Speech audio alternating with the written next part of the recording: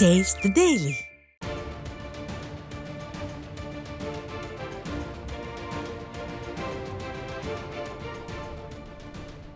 அண்மை செய்தி. போகி பண்டிகையான இன்று பிளாஸ்டிக், டயர் போன்ற பல்வேறு பொருட்களை மக்கள் எரித்து வருவதால் சென்னை மாநகர் முழுவதும் கடுமையான புகைமூட்டம் நிலவுவதோடு காற்றின் தரமும் மோசமடைந்துள்ளது. இது பற்றிய கூடுதல் தகவல்களை செய்தியாளர் கோபாலகிருஷ்ணன் வழங்க கேட்கலாம். கோபாலகிருஷ்ணன், வணக்கம். விரிவான விவரங்கள் என்ன நீங்க பதிவு பண்ணலாம்? அருண், வணக்கம்.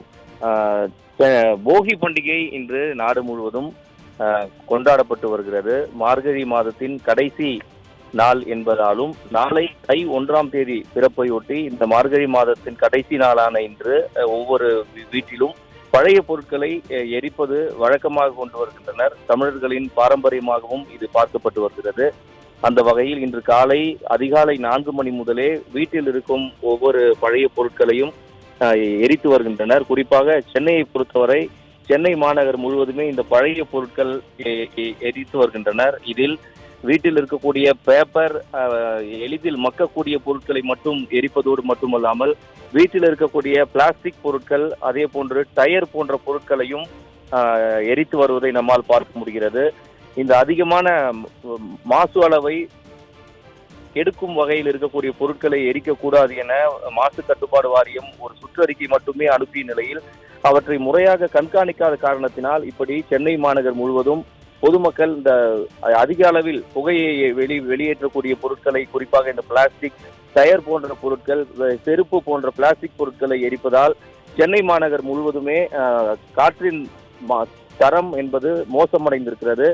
காற்றின் தரங்களை அளவீடு செய்யும் அமைப்புகள் வெளியிட்டிருக்கக்கூடிய அறிக்கையின்படி பார்க்கும்போது சென்னையினுடைய காற்றின் தரம் தற்போது 165 என்ற நிலையில் இருப்பதாக தெரிவிக்கப்பட்டிருக்கிறது. அதாவது தூய்மையான காற்று என்றால் 0 முதல் 50 விழுக்காடு வரையில் அந்த காற்றின் தரம் என்பது இருந்தால் மட்டுமே அது சுவாசிப்பதற்கு ஏற்ற வகையிலான நல்ல காற்று.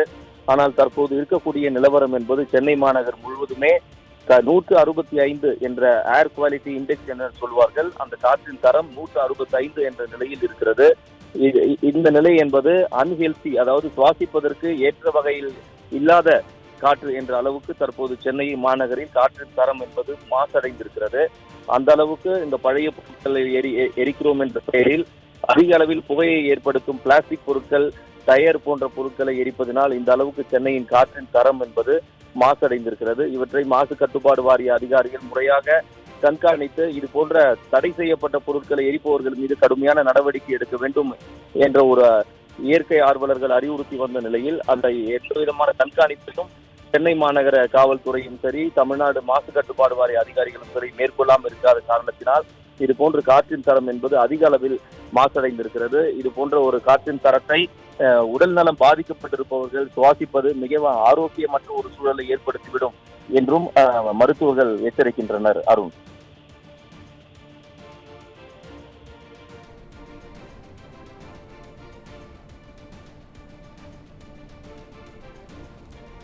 விரிவான விவரங்களுக்கு நன்றி கோபாலகிருஷ்ணன்.